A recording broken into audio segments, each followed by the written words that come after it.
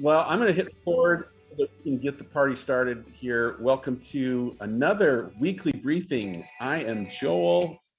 Say hello to my partner, Tim, here, partner in crime. I'm going to spotlight myself. Tim, you're spotlit now. Is it spotlit or spotlighted? I don't know. Spotlighted. Hey, just before you get too far, I want to know if Robin's going to join us for the producer masterclass next week. Is she going to make it? Come on, Robin. With that look on her face, like. The last time you said next time. Invitation? Well, of course, we're inviting you to send the bill to whoever you're currently working for. Yeah. She's like, yeah, I'll get right on that. Well, look, I will, Tim. Yeah, it's actually a good moment to do a little quick shameless plug, because we are doing a producer masterclass. When is it? Is it a week from tomorrow? Week from tomorrow, kickoff. So if you're at RevThink.com, you'll see a little thing up here, and if you click on this little here thing, this is all the info about the masterclass. So for those of you that are curious about that, go check that out. But you do have to register before next Wednesday, because we need to send you some details. So you can't start the last minute. I mean, we could always make up for it, but we're trying to get everyone ready to go by next Thursday to make it happen. And of course, anyone who has an active RevThink client, they get a nice hefty discount. So if that's you, keep that in mind. Sorry, Robin. Okay, so let's get started. We still love you, though. Today, Tim, this topic today is in response to, let's just say that the past couple of weeks we've been talking about issues of producers and production, and you were talking about bulletproofing profits at one point, and I talked to a couple clients, a couple of people in the community, and something I heard a few times, and you heard it a few times, was the old, well, you can't win them all, right? Like sometimes jobs are just unprofitable because whatever, clients change their minds and acts of God and who knows what. And it kind of reminds me of, do you remember when we were going to teach the bulletproofing profits thing at Promax, and somebody at Promax said, no, you can't name it that. You're not allowed. You have to change the title because that's impossible. There's no such thing. We called it guaranteeing profits. Okay. We couldn't call it guaranteeing profits. Yeah. We changed it to bulletproofing because they accepted it. They wouldn't let us use bulletproofing at NYU because the word bullet was in it. But what the feedback from Promax is you can't call it guaranteeing profits because you can't guarantee profit. Right. And I said, yes, you can. You just spend less than you make. That's how you make profit. That's where I don't think I became his friend to that point. But the thought there is I had this idea of things could fit whatever the size of the box, you can make something fit inside of it. Let's just talk about what it takes to get there. Okay, so let's do this to sort of process this. I want to make it really practical for everyone here, including my former business partner, Steve, because he and I lived this life many, many times, okay, in our impossible days, is I would go out and sell a job, right? So that was part of my role as a principal. I was one of the main biz dev guys. I'd go out to, say, DC and pitch discovery, and I'd come back with a project. And then we'd fast forward a month or two later, and there would be someone at the tail end of that project, maybe like a producer or something, saying, well, it was unprofitable. Oh, well. And of course, as an owner, I'm like, well, wait a minute. And they would say, well, you should have just done this, or we should have done that. And there was always this hindsight sort of thing. So help us understand, where was I blowing it? Yeah, it's funny because I think we even hit on this a little bit last week with Ben Apley. And really the reason Ben Apley reached out to me is a similar question to what you're saying, in that as a salesperson, you feel like the opportunity is limited because the client has a set schedule and a set budget. Right. So your job is just go find those leads, bring them and say, hey, producer, I'm limited, make it fit. And then a producer, exciting producer says, I'm good at my job. I can make it fit no matter what. Let's figure out that part of it. But from a producer's point of view, we want to say, hey, shouldn't you go ask more for the same work we've always done? Now, I know that sounds counterintuitive, but you're a salesperson and we now have an expertise. Shouldn't you be getting more money? Why are you making it harder on us instead of easier on us? We're experts. Go get more money for the same work. And you have these kind of two sides to it, right? Hey, we're limited, make everything fit. Hey, we're experts, go get us more money. And I Right. feel like we navigate through those waters, but there is a tension between production and sales, often with those two dynamics working against each other. Well, as the owner, I will say, whenever I hired salespeople, which I love salespeople, right? They're super important and super valuable. But when someone's job is go get sales, they do tend to have that very monolithic or linear thinking called win the job. Just do whatever you have to do to win the job. And so when that client says, well, here's our budget and here's our time frame or whatever, those are generally accepted as givens. And then they come back and it's just then handed over to the producer team of like, okay, now you figure it out. And it's this classic situation, right? Where the producers are Yeah, often. and then I want to wring your neck because you're Right. like, so you didn't do any work to qualify it. You don't even know if it's good. You haven't, you haven't asked me any questions about it. I'm just supposed to do whatever you give me. Yeah, it's you can totally understand. Like as a producer, you're like, no, man, go. And I'd say like, why can't you? Like, what are you missing that? I look at other people and I talk to other people, and they're getting more money for what seems like easier work. Why do you always keep commoditizing everything? Why do I have to call the cost controller? And you get just make it, you get commission, you get to walk away.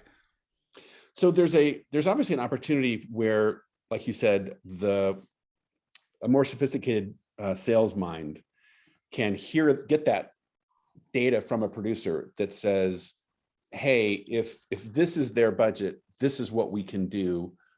But is that an opportunity now for you to go back and upsell, to offer more expertise, to give them insights, to expand that engagement, and so on and so on. But I will say, in my experience, where I feel like I genuinely blew it was because of the way we did our internal budgeting and costs and all that stuff. It was always a very fuzzy sort of thing. So if I ever went to a producer and said, hey, here's the project they want to do, and it's $100,000, my producer would say, okay, well, including, this much time and this many resources that are all padded and have margin and have markup and production fee and all these other fuzzy formulas, producer would be like, I don't know, I guess. And so then later when we would do the job and then kind of step back and actualize it and realize we really didn't make any money, I never knew like where are all the bodies buried, right? It's the classic, where did all my money go?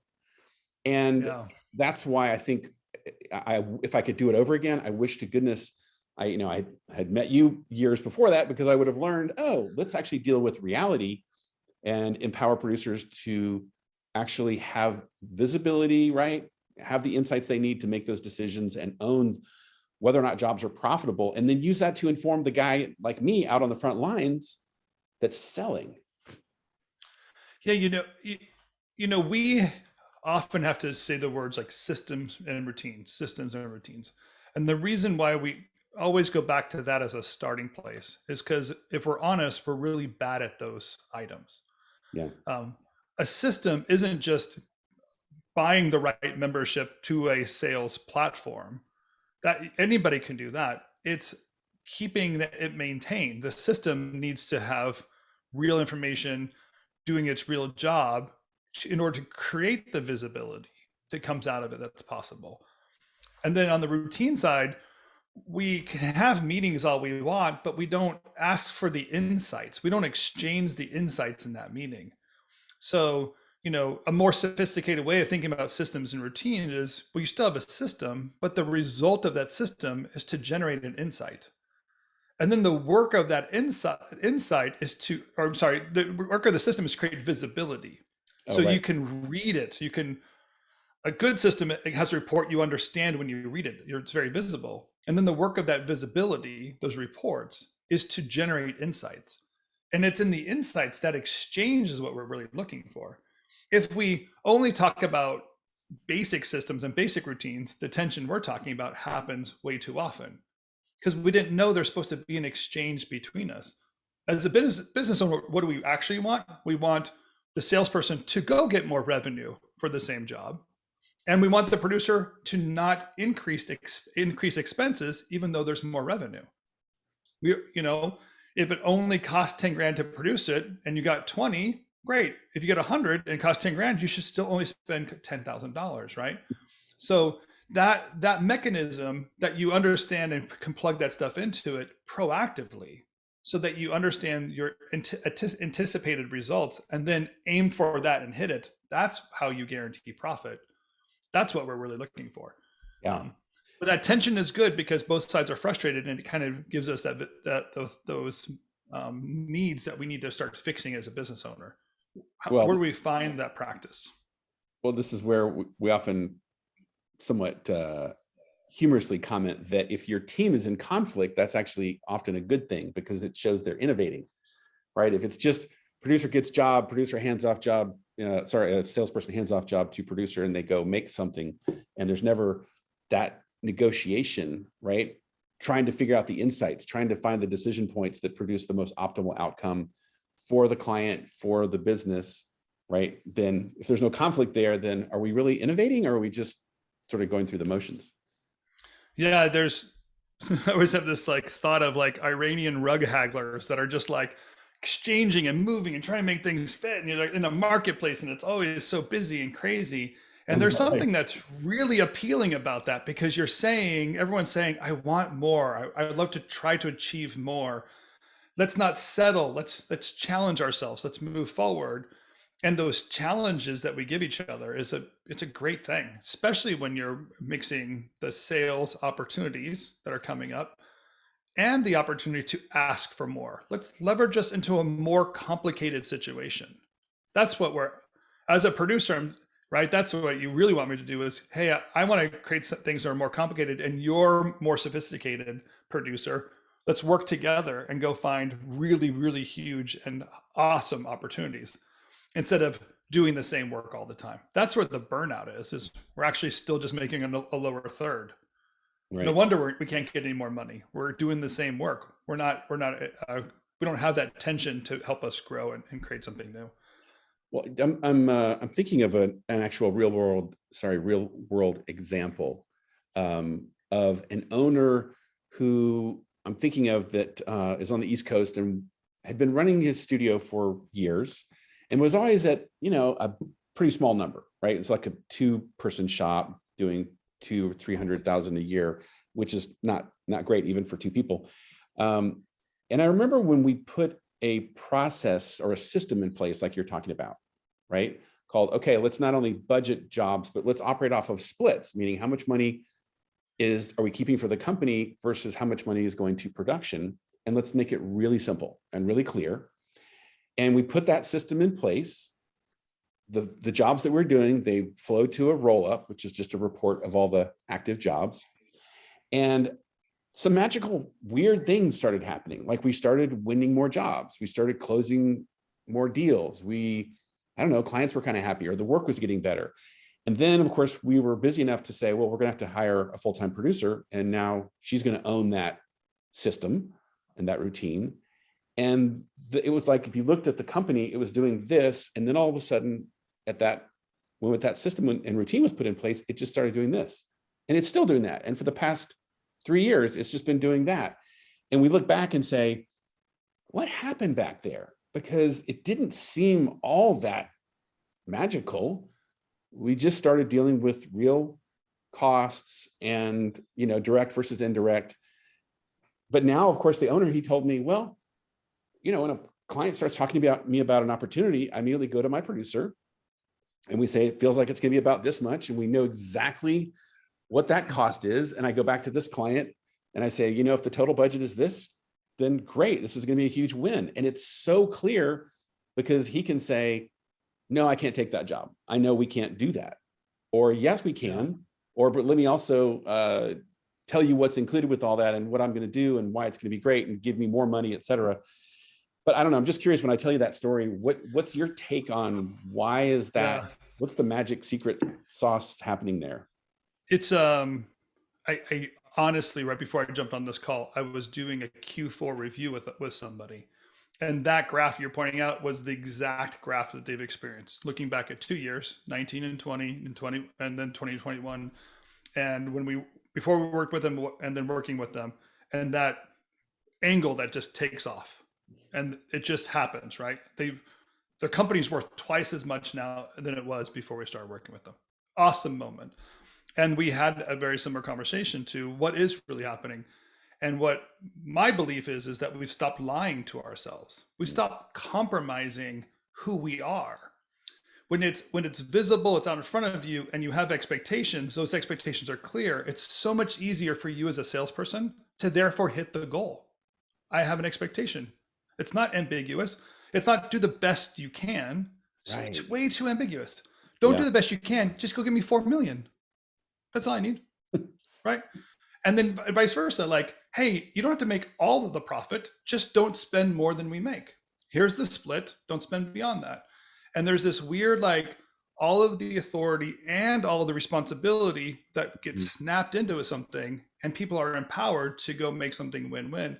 And so we stop all this little banter and this micromanaging, counting pennies, and we're counting $100 bills instead. That's what's happening. And it stacks up. I mean, when you say no to a project and you have confidence, the next project that is qualified shows up because you're looking for it. If you're not looking for it, you just grab the first one that's in the door, you stay busy doing it, and you said, I'm successful because I was busy last year. No, that's not success. That's a rat race. Success is making more money, not working as hard. How do I understand those pieces to come together? I am curious if there's anybody here that can relate to this experience, maybe either in the negative or in the positive. Feel free to, comment or drop a question or comment here as we cruise along. And Tim, it's so funny because just to hear you explain it, I still struggle for the words, but the way you put it, I really like it. Unfortunately, it like triggers me because I go back and I think, damn it. Like, oh my gosh, like there, because I mean, I'll be candid. I was in business for 20 years. And I remember some time ago, I sat down and said, how much did we generate in the lifetime of my business? And it was probably 40 million or something like that, 50 million over 20 years. That's a lot of money and a lot of decisions. And what kills me is, we made 40 million decisions throughout those 20 years, but we didn't really know the decisions we were making. We didn't see the decision points. And so the typical job, right? It would be like, hey, they have $100,000. Oh, that sounds great. Here you go, producer, get it done. And then by the time the dust settles, we didn't really know what the expectation was and where the clear boundaries were. So it would be like, did we spend $50,000 to get the job, or did we spend $90,000 to get the job done? And over time, it tended to be the latter, not the former, more often, because, as the owner, you want to make sure the client's happy. And as the creative, you want the creative to be awesome. And the producers are like, well, if that's what you want me to do, you're the boss. Yeah, probably one of the things I'm most proud of as a mission from when I started RevThink to where we are, is that when you would go to a conference, it was just total BS, because all people would say to each other is, how many employees do you have? How much revenue do you generate? As if those are legitimate scorecards.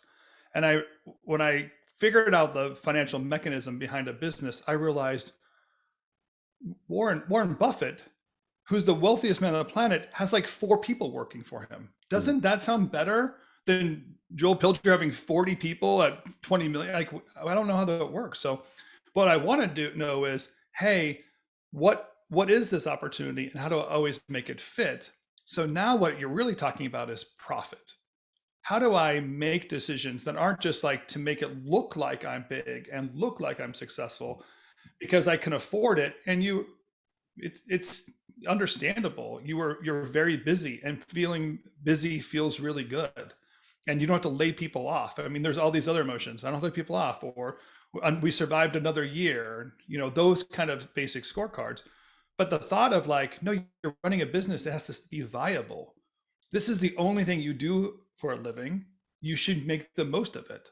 Your child's college will be paid from these dollars. Shouldn't you put that into your decision making before you spend it on, the right color saddle for the horse? I mean, just like, yeah, I know, right? Now you're really But that's triggering how. me. Sorry, didn't mean to do that. But Yeah. it's like those are the real big picture items that have to be taken into account in order to know what success looks like. When you paint success and it's clear, so easy to hit the target. Yeah. So we work with people to get it out of their head, and then we chart it. We put it onto these forms and reports, and we talk about the decision points, and then we map it out: bingo cards, pipe drives, roll ups, all these things. Just let us chart the course to make sure we're always hitting that successful mark. Right. So let's get practical, right? So let's maybe go back and pretend I'm the sales biz dev guy and you're now the producer. Okay. So I'm out here on the front lines and I have a mandate called, go get me projects, do the best you can. Okay. Right. Go get me sales. So I win $100,000 job and I come back and I say, hey, producer, I think I'm going to win this job. What's your encouragement to, okay, but before we just accept the assignment and I just hand it to you and say, deal with it, what's the moment here that will help things lead towards better outcomes? Yeah, right. So one thing I think you're hinting towards is like the salespeople shouldn't work in a silo, and neither should producers. I Yeah, mean, sure. the ability for them to understand and read each other's mind is really important. So often in the RevThink universe, we're good at this. We invent a language, and that language has meaning: splits, factors, roll up, qualifying clients, 3Rs. Like these are all kind of just mechanisms. And when you're working together as a team, you're actually calling plays. Like you're just standing there, red 55, red 50, cool. And then the thing plays itself out, right? Right. So that's the machine as a business owner you want to make, as one that has an efficiency and understanding of the targets we're trying to hit. Publish those scorecards. Make sure the salesperson has some kind of scratch piece of paper that they can do math real easy and understand what they're looking for. But also, like, let the producer team give that salesperson confidence. Hey, you're not going to blow it for me. I'm not going to be embarrassed by you. You're not going to. I listened for 3 hours to this client, and I believe we can do it. And this is all the money they have. Please don't go ask for 4 times as much. Let's make sure we understand what we're really trying to accomplish. And let's decide internally first if it's a win before we own it on the outside or disassemble it from the inside. So because I think that loss aversion is a big mechanism. And if you can get rid of someone afraid of losing a client because there's other qualifiers, then your machine works even more smoothly. Well, I'm also thinking too, you as a producer, you're probably going to say, oh, you've got $100,000 budget. So depending on what your splits are, right? Like, okay, that gives me 55,000 to go get the jobs done. And you might then bring in a creative and say, hey, let's rough out a quick plan here, dealing with real costs. And you would then come back to me and say, yeah, this is going to be great. We can do it, or no. And then now we have at least a reality point, some sort of okay, now we have a decision to make called, let's go back and pass on the job, or say yes, but, or start exploring other options, or what have you. Is that like the process you would want? Yeah, that's right. And then flip the turntable a little bit too. And one of the qualities I look for in a salesperson, I call responsiveness. One that says, hey, now that you know what you know, do something different about it. Or here's the kind of targets we're looking for. Don't just keep giving me the same feed that you always give me. Let this learning curve and these opportunities and our new positioning or our understanding of what our goals are affect what you're doing as a salesperson, and be responsive and go in those directions.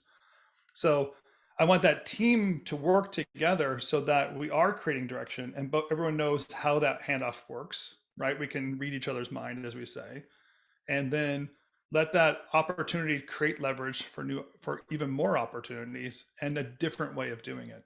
That's what we're looking for. That's the symmetry we're looking for, the beauty that we're trying to build into these systems.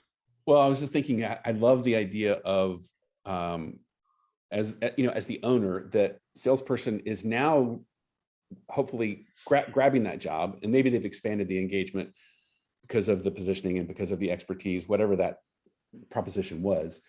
But when that job is now awarded, the confidence with which that job is now handed over to the producer team, and they're like, let me at it.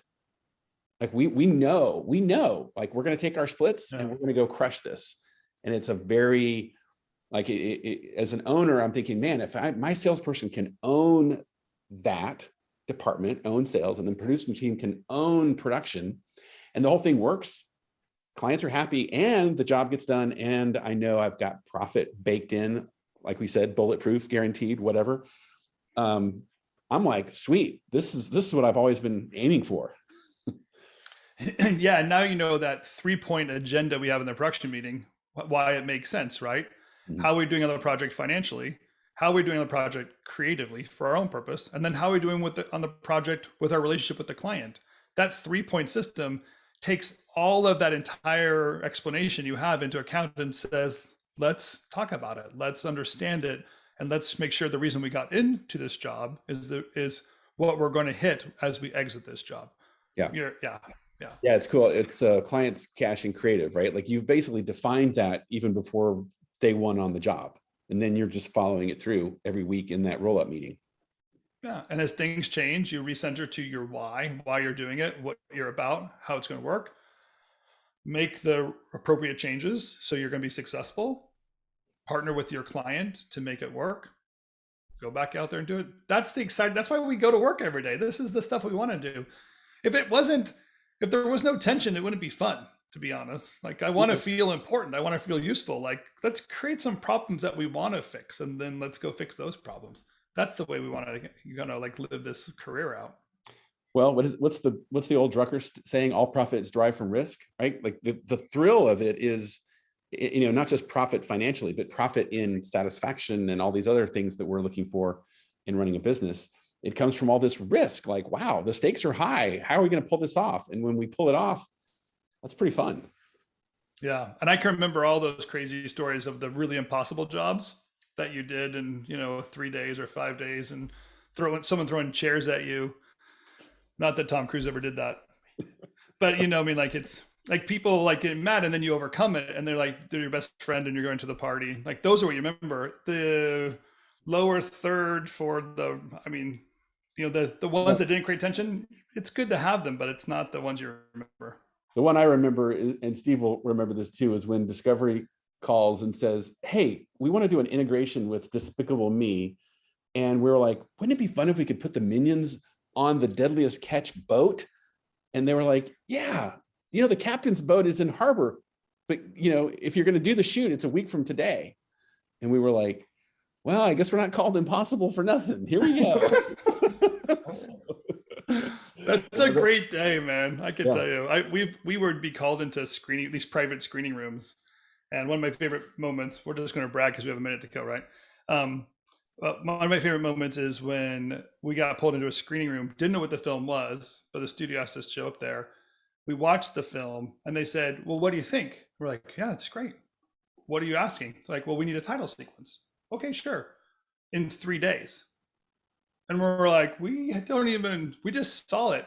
But like, yeah, we hired somebody. It didn't work. We hate it. We trust you. What can you do in 3 days? And so, of course, you're calling everybody. I mean, you're just like, this is the moment. Bring in the troops. Have this great moment. Deliver the project. And we delivered. It's fun. This is why you never, ever, ever charge for your time. That's exactly it. Never, ever, ever. Day rates would not be worth it at that point. Absolutely not at all. No.